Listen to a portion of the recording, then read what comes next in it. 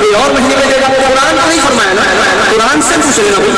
جہاں بھی کوئی مسئلہ آیا تو قرآن میں حکم دکھا دیا جائے ہم مان لیں گے. تو پھر اگر ایسا ہی ہے کہ قرآن میں اللہ نے نماز کا حکم کو دیا, قربانی کا حکم کو دیا, مگر کیوں نہیں بتایا کہ کس دن کی جائے, کس دن کی جائے, کس وقت کی جائے؟ کیا اہم نہیں ہے قربانی کا مسئلہ کہ نماز کا مسئلہ اہم نہیں ہے؟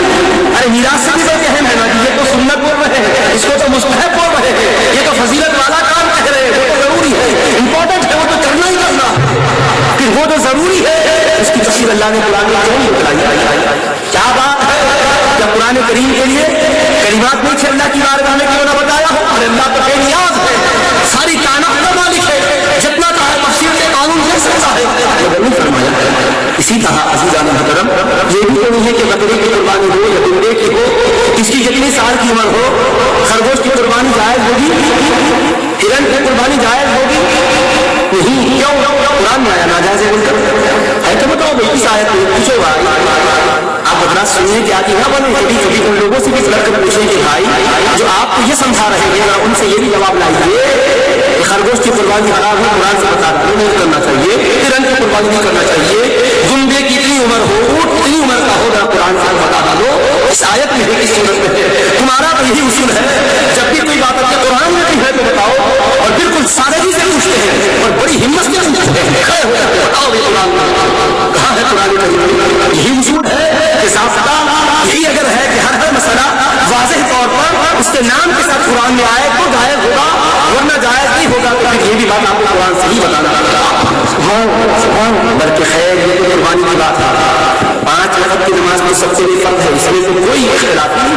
دعوت نماز کا سب سے اس میں اختلاف نہیں, ہم اختلاف کی بات نہیں, نماز کی بات کر رہے ہیں. ٹھیک ہے نماز کی بات, لیکن ذرا تو نماز کو بھی غور کر لو. کیا کرتے ہو؟ تکبیر تحریمہ, اللہ اکبر, ہاتھ اٹھاتے ہوئے ہاتھ باندھ کے سنا پڑتے, تعاون تسمیہ, الحمد کا سنا پڑتے, اس کے بعد کوئی سرایا تنایا رکوع کر کے سجدہ کرا, یہ تو ضروری چیز ہے, لازمی ہے. اور نماز کی وہ عبادت ہے جو ساری عبادتوں سے افضل ہے.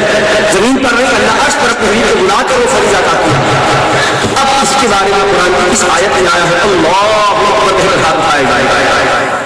اہم مسئلہ ہے یا غیر اہم؟ نماز کا مسئلہ تو اہم ہے, میلاد کا مسئلہ بھی کرے کرے نہیں کرے کوئی بات نہیں, یہ تو کر لے رہے, آپ لوگ کر رہے ہیں, یہ اپنے جذبے سے کر رہے ہیں, یہ کہتے ہیں ٹھیک ہے. اب یہ مسئلے سے پوچھو جس کو کرنا خدا کے حکم سے کرنا ہی ہے, وہ کرنا ہے. اللہ نے یہ کیوں نہیں کہا ہے کہ جب رکعت مانگو اللہ اکبر کہہ کر باندھا جائے, ہاتھ اٹھائے جائے, ہاتھ باندھے جائے, یہ قرآن کو پڑھ کر بتایا جائے. پوچھے ذرا سنجیدگی سے جواب ان سے طلب کریں. دوستو ذرا اسلام کی صحیح سوجھ بوجھ حاصل کرو, جذبات میں آ کر کچھ بات کرنے کے عادی نہ بن جاؤ, ہوش سنبھال کر بات کرو. عقل مند وہ ہے جو سوچ کر بولتا ہے, بیوقوف وہ ہے جو بول کر سوچتا ہے. 2-3 قسم کے لوگ ہوتے ہیں, کچھ وہ ہوتے ہیں جو سوچ کر بولتے ہیں, سمجھ کر بولتے ہیں. کچھ اتنے ہوشیار نہیں ہوتے ہیں, وہ لوگ بولتے وقت سمجھتے ہوئے بولتے کہ کیا بول رہے ہیں, سمجھتے ہوئے بولتے ہیں. اگر کچھ ایسی بات بولتے تو فوری بدل کے صحیح اصلاح کر دیتے ہیں. کچھ وہ ہوتے ہیں کہ بولنے کے بعد سمجھتے ہیں جب ایسا بولا نہیں, جب احساس ہوتا ہے غلط بولے تو معافی مانگ کے صاف کر لیتے ہیں. اب چوتھے میں کچھ ایسے ہوتے ہیں نہ پہلے سمجھتے, نہ بولتے وقت سمجھتے, نہ بولنے کے بعد سمجھتے, بس بول دیا ایسا بول دیتے کہ ایک ٹوٹی باتیں بولتے. تو وہ چوتھی قسم میں نہیں بنی. سمجھ کر بولنا, کم از کم بولتے ہو کہ سمجھنا, یہ نہیں ہوا تو کم از کم بولنے کے بعد تو بھی سمجھ لینا. اگر وہ بھی نہیں, خالی بس بول دیا اس کا فرق نہیں ہے. نہیں ایسا نہیں. یہ ایک عقل مندی کا تقاضا نہیں ہے, انصاف کا نہیں. ہم آپ سے انصاف کر رہے ہیں, عدل و انصاف سے کام لیا جائے.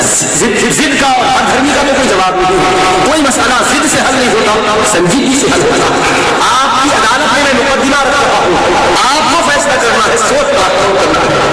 ایسی باتیں کرنے والے کیا صداقت رکھتے ہیں, کیا حقانیت رکھتے ہیں, کیا ان کے پاس واقعیتاً کوئی حق بات ہے جو اس طرح کہہ رہے ہیں؟ ضابطہ یہی بنایا جا رہا ہے, قرآن میں تو دکھاؤ. پھر پلٹ کر یہ بھی پوچھو تکبیر تحریمہ قرآن نے کہا اللہ اکبر کا ذکر, ہاتھ اٹھانے کا ذکر, ہاتھ باندھنے کا ذکر, ثنا کا ذکر, توجیہ کا ذکر, تعبد و تسمیہ کا ذکر. حد تو یہ ہے کہ پورے قرآن کو پڑھ کے بتاؤ کہ اللہ نے کہاں فرمایا ہے قیام کرتے, نماز کا جب تم قیام کرو تو سورۃ الفاتحہ ہر رکعت میں پڑھو. سورہ فاتحہ نماز میں پڑھنے پر اتفاق, بیرون نماز پر اختلاف. خیر ٹھیک ہے, نماز کے باہر پڑھنا جائز ناجائز یہ مسئلہ الگ ہے. نماز میں تو ضروری مانتے ہو, اور ایک آیت تو قرآن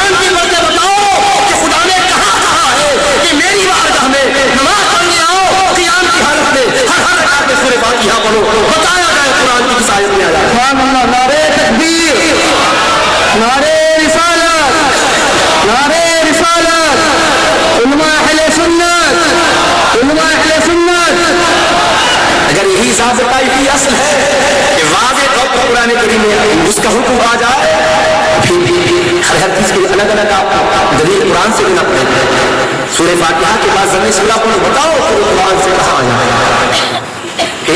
رکوع کرنے کا ذکر قرآن میں ہے لیکن اللہ اکبر کہہ کر رکوع کرے کتنا جھوٹ کیا پڑھے قرآن کیوں بیان نہیں کیا ہے تو قرآن کی آیت سے بتا دیا جائے سبحان ربی العظیم پڑھنا کہاں ہے. سمع اللہ لمن حمیدہ پورے قرآن میں کہاں ہے. شعور سے آپ غور کرنے کی کوشش کیجیے کہ کہاں پورے قرآن میں ربنا ولک الحمد حمدا کثیرا طیبا مبارکا کہاں قرآن میں اللہ اکبر کہتے ہوئے رکوع سجدے میں جائیں. سجدے میں 7 اعضاء زمین پر رکھیں. سجدے کے درمیان 2 سجدوں کے مابین بیٹھے دعا کرے پھر دوسرا سجدہ کرے سجدے کی تسبیحات پڑھے دوسری رکعت میں کھڑے ہو جائیں پھر قرات ہو فاتحہ اور ضمیر سورہ ہو پھر بدستور کو دوسری رکعت پڑھ کے قاعدے میں بیٹھے التحیات پڑھے درود ابراہیم پڑھے دعائیں معصومہ پڑھے. حق تو یہ ہے کہ ختم کے وقت السلام علیکم ورحمۃ اللہ سلام کے ساتھ نماز کو ختم کرے. کہاں قرآن میں آیا ہے کس آیت میں آیا ہے.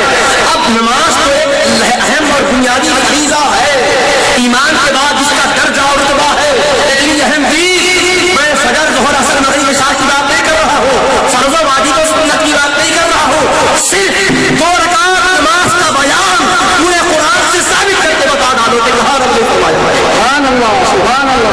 ضابطہ یہی ہے قرآن بھی ہمیں بتایا جائے میلاد کے ہر 10 جزیے پر پوچھتے ہو قرآن سے شروع کرتے ہو نعت